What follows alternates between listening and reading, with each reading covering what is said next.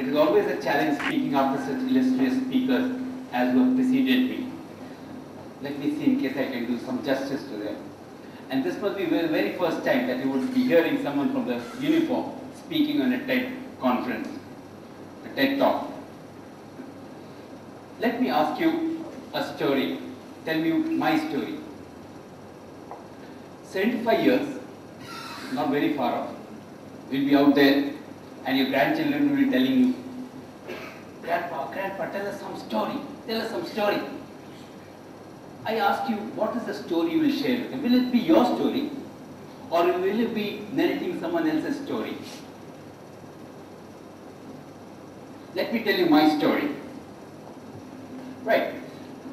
I have been in the uniform for all these years. In these years, I've had n number of stories to tell, stories to share.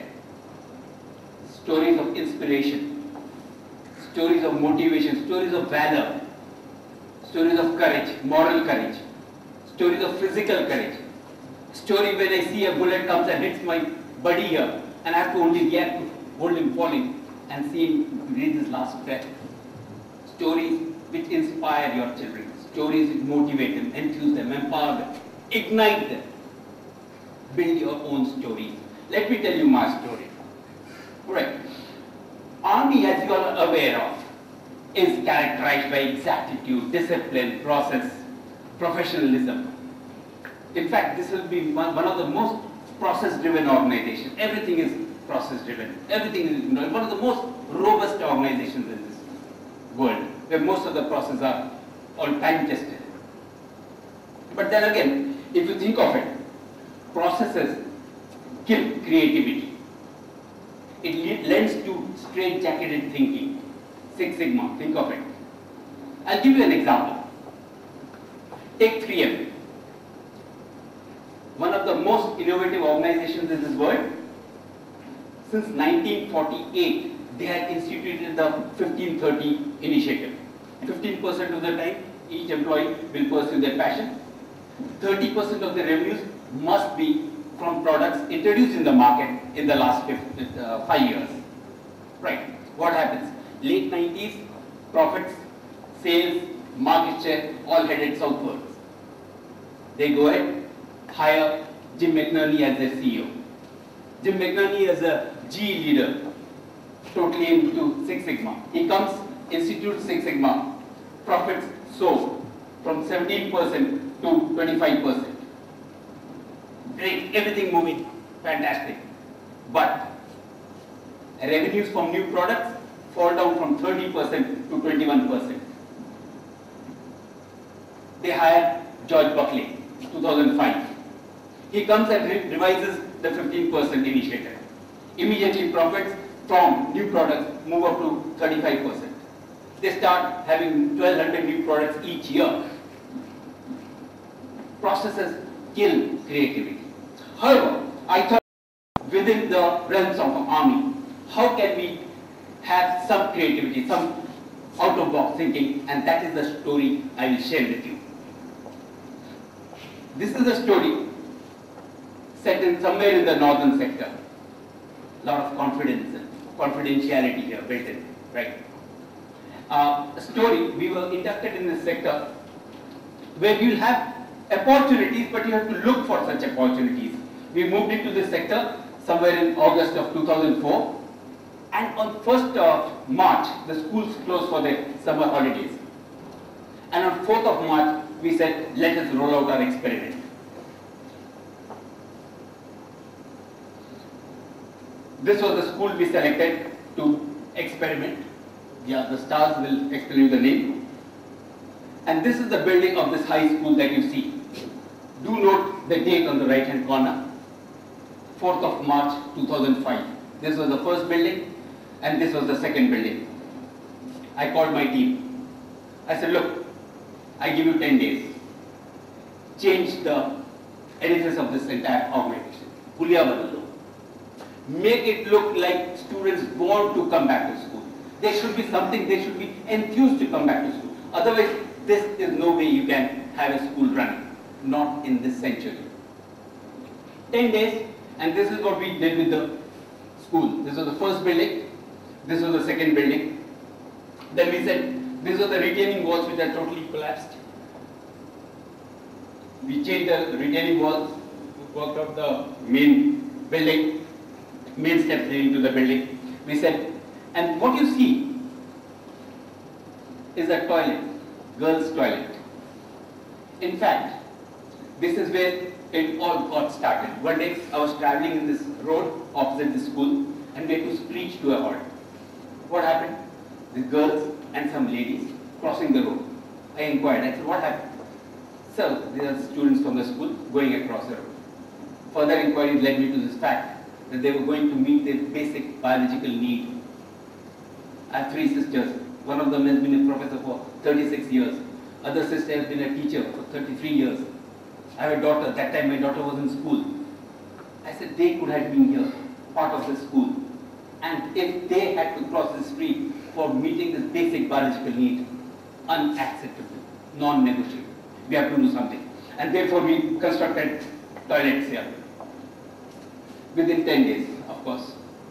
The cement and the syntax tank that you see in this photograph, kind courtesy one of my engineer course-mates. The bricks were procured locally. The doors, locks, latches and the toilet seats were procured by me. The cost of this building, entire structure, was roughly 800 to 1,000 rupees. Now understand, we are not those corporate houses with funds for CSR activities. We are not. Therefore this was a challenge, but across our area of responsibility, we constructed this toilet. We said, institute, set up computer rooms in these colleges, in these schools, and provided with their electricity so that they could overcome the shortage of electricity supply out there. And the girls, children took to them gladly. The response was phenomenal, and they were all ready there. We said, let us, and therefore, what happened is payback time. Independence Day, they celebrated it full gusto. There was a march past. 6 of these schools from our AWR responded and took part for the first time in a cultural event. I'm sure you would have noticed this open area was the only area open in the mountains, which was our base location, and therefore you can see those vehicles behind. And you can see on the photograph on the right corner the local population and their response to this event. It was a tremendous wave that was going on. We said we have to take it to the next level. So we shortlisted some students to take them for a field trip. 22 boys, 13 girls with some volunteer teachers. We said let us send them across to the country, to mainland India. Here were students, I'm talking of students who had not even visited the town 30 kilometers outside, never left their village. And there they go down to Jaipur, they go down to Agra, meet the personalities there. And they come back, they go as students and they come back as hardcore converts. 2005, remember, the economy was booming. Everything was happening. They come back as converts in the belief of India, in oneness of India. And they proudly called themselves Indians.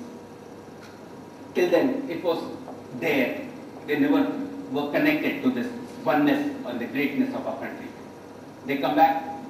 And then we said, let us move out of the confines of the school. Let us reach out. We started constructing roads to these far-flung villages, which were not connected. Even to come to the road end, they have a medical emergency, mountains, they couldn't come down to the road end. We connected to these villages. Understand, this was also an operational need. Our reaction to any situation was much faster. It increased our operational efficiency. There was a Maulvi, local religious teacher says, we need a mosque here. We said, done. So we'll build a mosque for you. We build a mosque. N number of programs that were happening. Eye camps, medical camps. The biggest challenge a man in uniform faces in these areas are to have these greater moments of truth where he can connect with the local population. Because the terrorists come and resort to reprisal killings. Those people are seen as informers and they are killed. Here we were outright interacting with this local population. And the militants couldn't do anything only because they would have alienated the population had they resorted to any of these things. Because all these actions were pro-religious. pro-villagers. And then happened the Republic Day. August, 5 months later, and the kind of response for this from activity can be seen from the locals all around the ground. Huge response, huge response. And for them, this was the oneness, and the entire area reacted and responded to the reactions that we had done in this area, to all the activities that we had done in this area. Tremendous response. And then we said, all these things led to a huge intelligence network.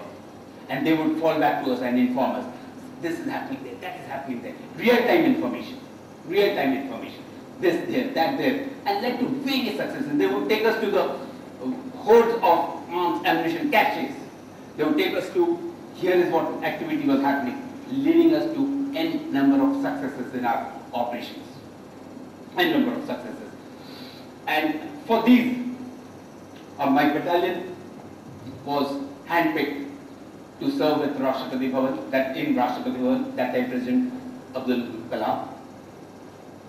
It was honored with a unit citation, something akin to figuring in the Fortune 500, something like that. And I was awarded with the Vishist Seva Medal for such activity that we did in this village. What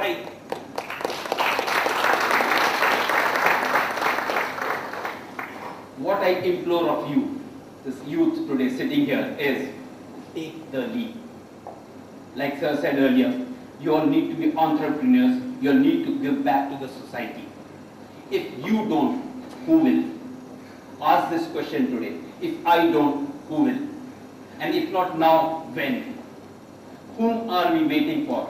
Who is this Mr. India who will come and clean up the muck? Understand, we have issues. We have issues of corruption, we have issues of poverty, but these issues are there across the globe, everywhere. We are not corrupt.